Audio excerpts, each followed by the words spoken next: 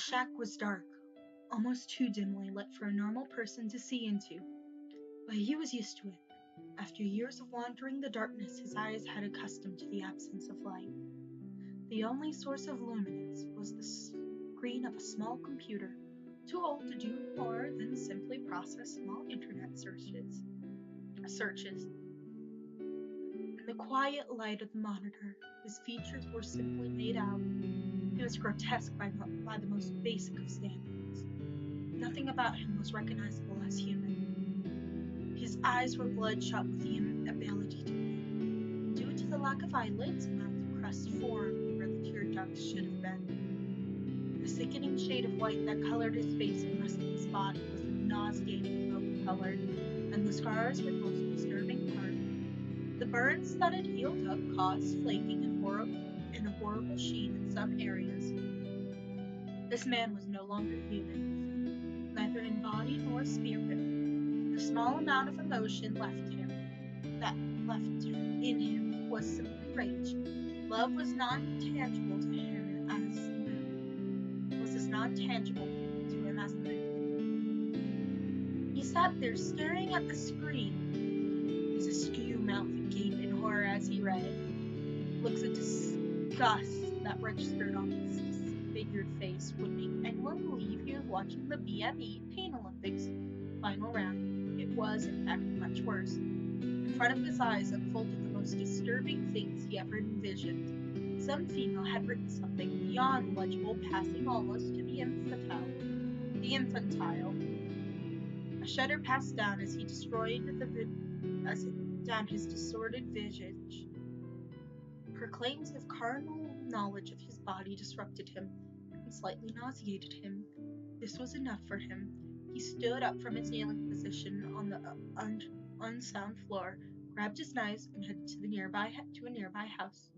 Quickly and silently, he moved around the place. This was no time for his normal theatrics. There was no prelude, no go to sleep that made him famous. No, the butchering was quick and simple. Jeff the killer needed to make a phone call. The situation was out of hand. Take him down! She screamed at the top of her lungs at the television in front of her. Almost as disturbing to look at. Jane could care less anymore, that is. All those years ago, she would have killed Jeff, given half a chance. These days, however, she rarely ventured into the daylight. Her marred beauty no longer hurt her the way it once had. Now she sits around during the day watching pro wrestling. For some reason, she got into it. She got it into her head that it would be possible to find a new rival here. Reconciling her differences with Jeff had left her completely bereft of an opportunity worthy of her talents, all because they just tried to hook up a couple years ago. Jane nearly choked on her soda at the thought of that travesty. The ringing of the phone snapped her out of her thoughts. Who the hell was calling her? City Morgue, you stab 'em, we slab 'em. How may I take your order today? She answered the phone, laughing. What the hell, Jane? The voice on the other line. Do you take some kind of fucked up happy pills today? Jane's eyes narrowed as she growled into the receiver. Listen here, you charred brisket. Just because I no longer want to kill you for maiming me does not mean that I won't. Should you piss me off? Jane sighed. She wanted to be whimsy. What was so wrong? Was that so wrong? Blah, blah, blah. I have something that we need to take care of as soon as possible, if you don't mind. Jeff was exasperated. Jane thought on what he was saying and explained her fever. Jumping on her computer, she listened to him. Creepypasta.com was typed carefully into the web browser. Her annoyance hit the fan in less time than it would take to get Miley Cyrus to lift a piece of construction equipment. What the holy shit is this? Jane yelled out, forgetting Jeff was on the phone as she began to rant.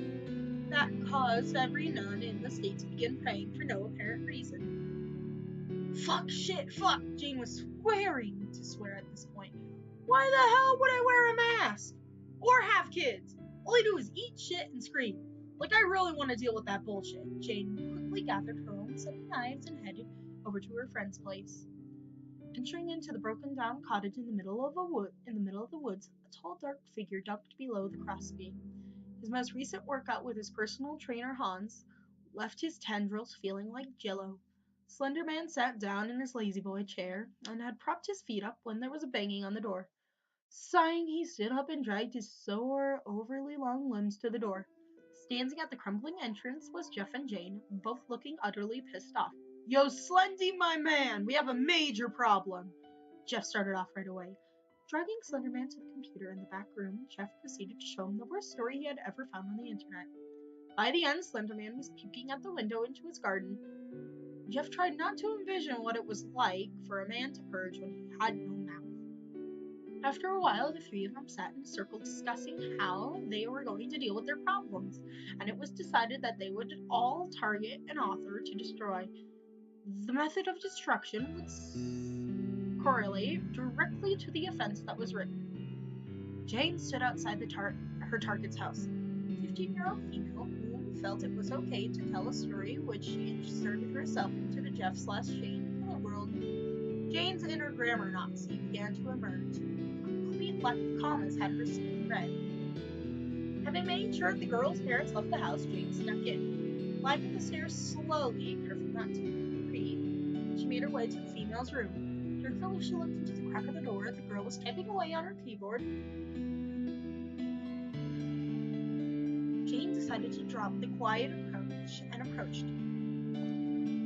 Jane decided to drop the quiet approach and kick the door. The girl's head whipped around. The second her eyes registered the form before her, a squeal of excitement escaped her adolescent lips. Oh my God! The girl jumped up from her computer chair and began to jump around the room. Jane looked around the room in horror. Every wall was plastered with fan-rendered images of her and Jeff, some naked, some in compromising positions. Agitation quickly replaced the disgust and spoke as lightly the girl's throat. The girl didn't even seem to notice what was going on. She was still in random, Paco, middle school mode. Her ramblings were too fast to even make sense. Something about wanting to get Jeff's phone number off her so that she could rub it in the face of besties? Jane snapped and trussed the girl up faster than a cowboy at a hog tying contest. Standing back, she admired her handiwork. She then grabbed the keyboard off the computer desk. The girl started crying, a thing that Jane pointedly ignored. Pulling out her knife, she popped off a key on the keyboard. Do you want to know what the most used letter in the English language is? She giggled at the hysterical girl. It's the letter A, Jane screamed in her face, forcing the key down the girl's throat. You see, when people completely ignore the basic constructs of the English language, I get a bit testy. Jane was now screaming like a banshee. You use question marks when asking a fucking question, dipshit. The question mark key was the next to be stuffed down the girl's gullet. One by one, Jane shoved every key down the girl's throat, forcing her to literally eat the words she had butchered, then published on the internet. Taking the now barren keyboard, she pulled it back and smacked it across the girl's face. The girl sat there crying, blood trickling out from the corner of her mouth, snot dripping from her nose. Her stomach was horribly distended, and she was having a difficulty breathing. She looked up at Jane, trying to speak, but was met with cold, heartless eyes. Jane grabbed her knife and slowly made her way over to the broken girl. Her smile was sadistic, lopsided with the uneven pull of the burned and scarred muscle on her face. With a thrust, she dove the knife into the girl's stomach, slicing it open. The keys poured out. By now the girl only had moments to live. She was unable to cry, let alone speak. Jane stood there, smiling at her, watching as the light faded from her eyes. Turning around, she grinned evilly at the webcam that was mounted on the top of the desktop monitor. The face on the screen stared her in sheer terror. Pass on the literature lesson, Jane said, and turned and walked out of the room.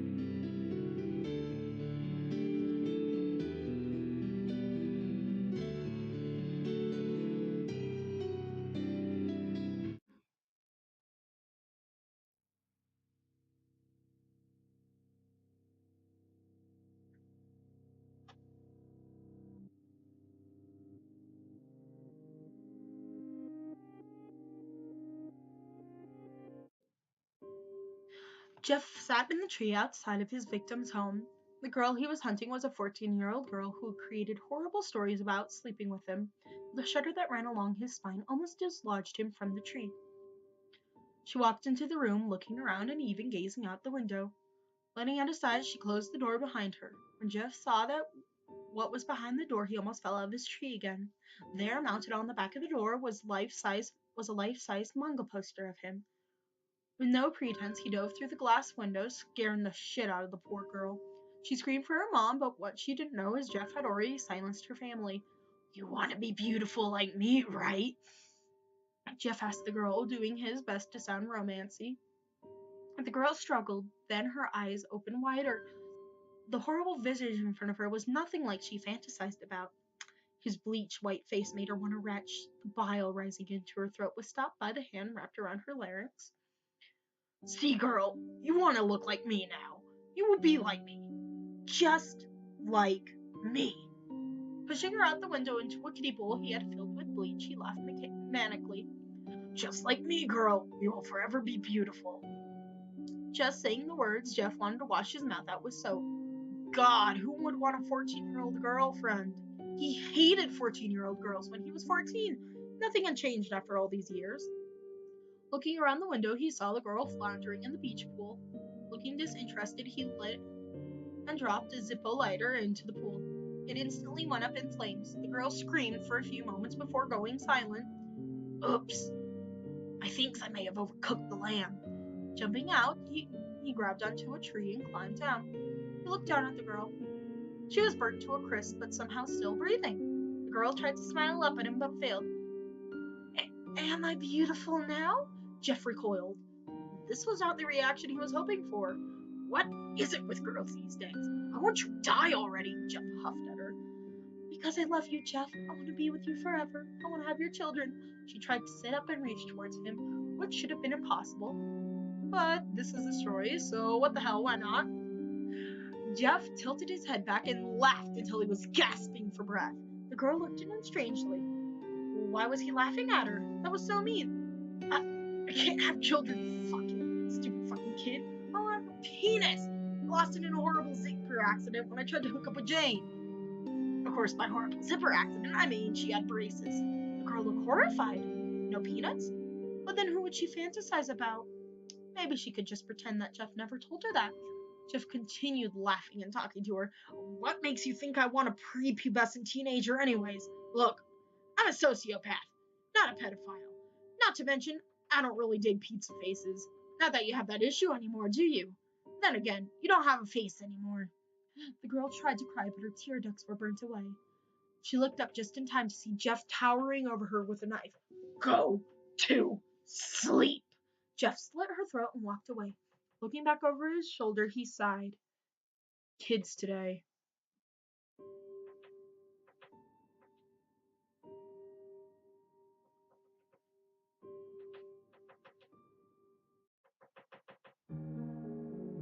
Slender Man was slinking around the woods behind his victim's home. He had the worst punishment he could imagine in mind. He picked up the bucket at his feet and blended into the shadow. He began to head towards his target's house. Her story was by far the worst of the worst, spouting almost as much hate mail as "Did you stumble across Herobrine?" He shuddered as she had turned him into a complete species. Damn it, how hard was it to figure out he was gay? Why on earth would he want a girl, let alone breed with one? He was halfway across the lawn when he was stopped by a set of headlights. He froze. That was a Mustang. Oh shit. Not now. Please not now. Not when his plan was almost complete. The Mustang stopped and out stepped a man, who looked like your average middle-aged dad. He brushed back his duster and pulled out disheartened ego. "Put the bucket down, Slender Man, or a pacemaker is gonna put a hole in your gut." Slender Man set down the bucket and put his tendrils up. Everyone knew you shouldn't fuck with a time-traveling dad. He was the coolest dad ever, and chances are if you did, Yosin would tear you a new asshole in the comments. "Slendy, you know using Legos for this author is going too far. Why are you making me do this?" TTD asked, like any patronizing father would. Slendy pulled out his mobile phone slowly and showed the story to TTD. The look on the father's face went from annoyed to disgusted. He looked back and forth between the story, the comments, and the Legos.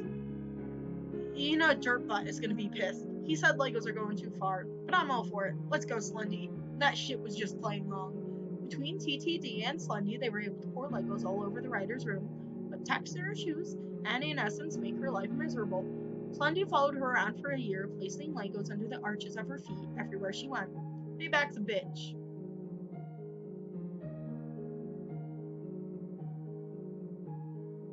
Credit to Ariana with thanks to Crappy Pasta Regulars. If you like this video, please subscribe and drop a like. Until then, all you creepy wanderers, I will see you in the next video.